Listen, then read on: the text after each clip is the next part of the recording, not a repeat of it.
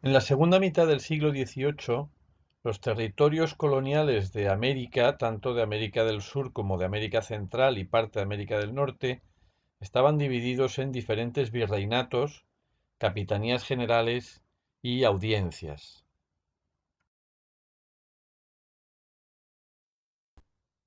Los distintos territorios estaban gobernados por funcionarios españoles nombrados por los monarcas. En la segunda mitad del siglo XVIII, Carlos III y Carlos IV suponen un esfuerzo de volver a controlar la América que había estado en situación de independencia de hecho durante el siglo XVII y primera parte del XVIII. Esto, a su vez, lo que supone es un bloqueo de las aspiraciones de los criollos, que fundamentalmente lo que pretenden es gobernar su tierra. En la medida en que van a ser funcionarios peninsulares, no serán ellos los que puedan acceder al control político de su tierra.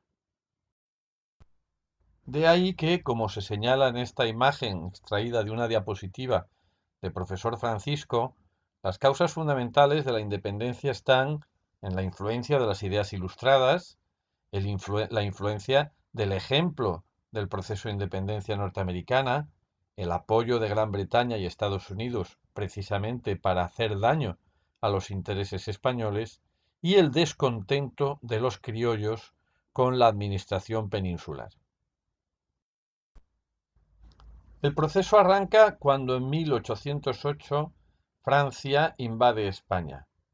En ese momento se produce un vacío de poder en España, puesto que el rey Fernando VII está secuestrado por Napoleón en Francia. Ese vacío de poder en la península va a ser ocupado por las juntas, primero locales, luego regionales y luego la Junta Suprema Central. Pero en América, cuando llegan estas noticias, el poder va a ser conquistado por los criollos, nombrando juntas y cabildos precisamente en nombre de Fernando VII, con lo cual asumen el poder político en nombre de Fernando VII y no reconocen la autoridad de la Junta Suprema Central. Era, por decirlo de alguna manera, la ocasión que estaban esperando. Hay que recordar también que la sociedad americana tiene un componente que no vemos en la sociedad peninsular, que es el mestizaje. La estratificación tiene a los peninsulares en la capa más alta, lo que se llamaba de alguna manera despectiva los gachupines o chapetones.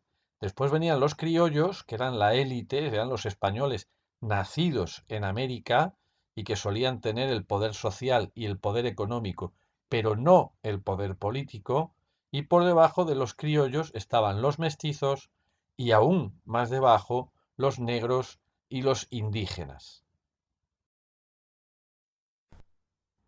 A medida que vayamos viendo los distintos casos, podremos comprobar la complejidad de la realidad americana y cómo en cada área se van a plantear la independencia en unos términos peculiares.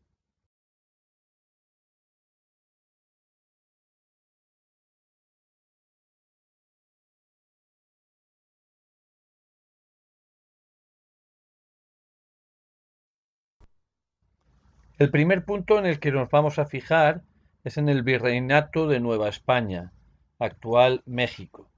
Allí en 1810 ya tenemos dos insurrecciones, las dirigidas por el cura Hidalgo y por el cura Morelos, que tienen un importantísimo componente indigenista.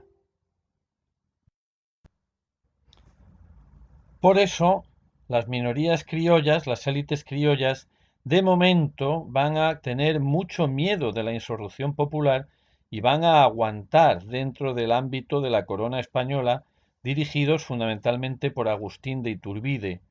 Sin embargo, el fuego de la lucha por la independencia va prendiendo en las distintas regiones hasta que finalmente Iturbide pacta con algunos caudillos, entre ellos Vicente Guerrero, el conocido como Plan de Iguala.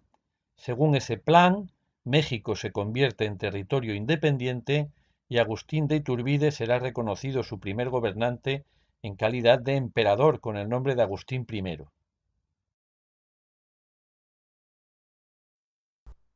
El segundo centro de interés será Venezuela, la Capitanía General de Venezuela y la Audiencia de Caracas. Ya en 1811 se intenta la independencia con la actividad de líderes tan importantes como Francisco de Miranda.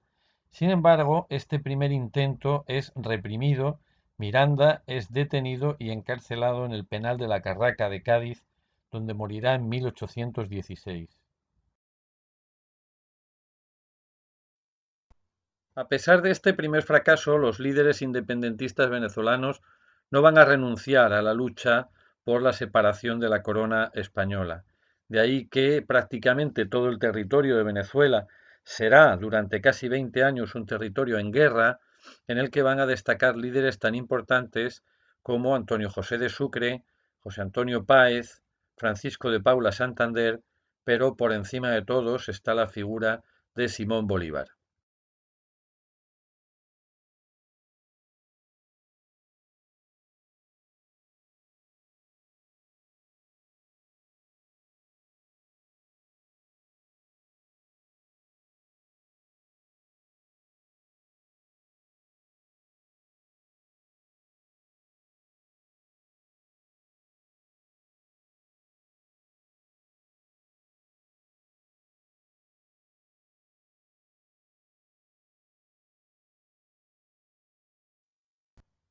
Durante 20 años Bolívar y sus colaboradores harán la guerra a las tropas españolas, dirigidas por generales como por ejemplo Pablo Morillo, e irán liberando los territorios de Venezuela, Colombia, Ecuador y más tarde Perú y Bolivia.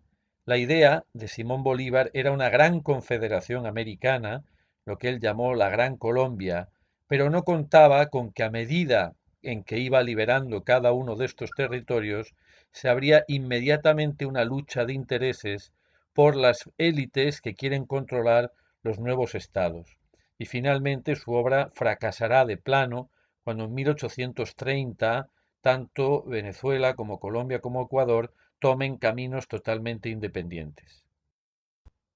El camino de Bolívar a través de los Andes desde Venezuela hasta Perú, que era el epicentro del poder español, lo que quedaba de poder español en Hispanoamérica, está jalonado por batallas tan importantes como las de Carabobo en 1821, la de Junín o la definitiva de Ayacucho en 1824, que prácticamente pone fin a la dominación española en el territorio americano.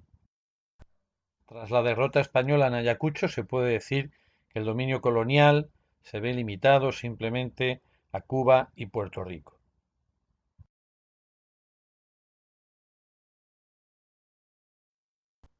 El tercer centro que vamos a tener en cuenta es la Argentina, el Virreinato del Plata. Ya desde 1806, en el contexto de las guerras napoleónicas, Buenos Aires estaba siendo atacada por la Armada inglesa y se estaba defendiendo fundamentalmente gracias a las milicias urbanas dirigidas por Santiago Liniers. De ahí que cuando las autoridades españolas quieren retomar el control de la situación, no va a ser fácil puesto que las milicias urbanas representan ya la intervención en los cabildos y en la vida política autóctona de los criollos. En 1810, en una reunión extraordinaria de Cabildo Abierto, los representantes de la ciudad de Buenos Aires exigen la renuncia del virrey y que les permita a ellos ser los que gobiernen la situación, aunque sea en nombre de Fernando VII, todavía no es una iniciativa abiertamente independentista, pero sí que supone el primer paso. Sin embargo, este primer paso va a ser el aldabonazo para que una zona que en principio estaba bajo el control del Virreinato del Plata, sí que tome el camino a la independencia, que será Paraguay cuando en 1811 proclame su independencia no tanto de España como de la corona española y de la dependencia con respecto al Virreinato del Plata. No querían bajo ningún concepto que se creara una situación en la que tuvieran que depender de Buenos Aires. De esta forma, Paraguay será uno de los primeros territorios en consumar su independencia y tendrá en el doctor Gaspar Rodríguez Francia su figura fuerte, que gobernará de manera dictatorial desde 1816 hasta 1840. Mientras tanto, en Argentina se seguían dando pasos hacia una independencia definitiva, que llegará en 1816 por la declaración firmada en el Congreso de Tucumán. El hombre fuerte será José de San Martín, militar profesional, que además va a brillar en operaciones realizadas para libertar Chile. En una maniobra táctica brillante, San Martín consigue dividir su ejército en 3 secciones, cruzar los Andes de manera sincronizada, reunirse al otro lado de los Andes, en el lado chileno, y caer sobre el ejército realista español, derrotándoles en la batalla de Chacabuco. Después de esto ya solamente quedará la definitiva batalla de Maipú, consiguiendo la independencia de Chile y quedando Bernardo O'Higgins como líder fundamental. El prestigio de San Martín y de Bolívar era enorme. Ambos líderes están confluyendo sobre el último reducto de poder español, que es el Perú, lo que forzará que en julio de 1822 se encuentren en la entrevista de Guayaquil.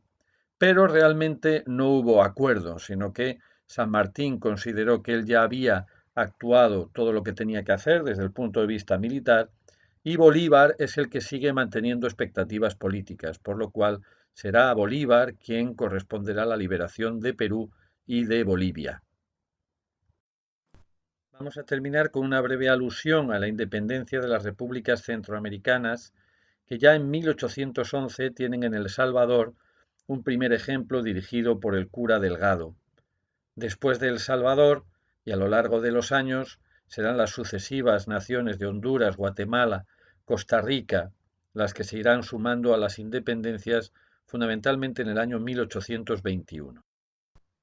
El balance del proceso va a ser muy desigual.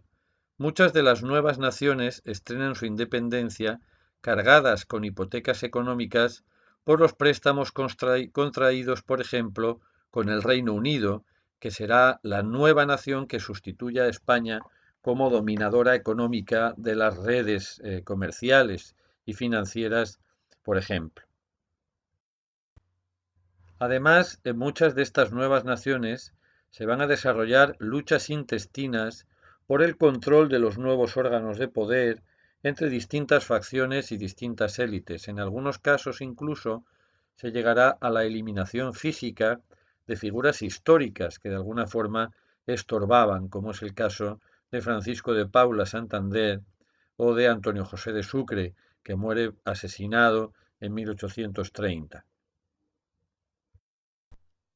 De ahí que en uno de sus últimos escritos, Simón Bolívar nos transmite una imagen tremendamente pesimista cuando escribe que la América es ingobernable para nosotros.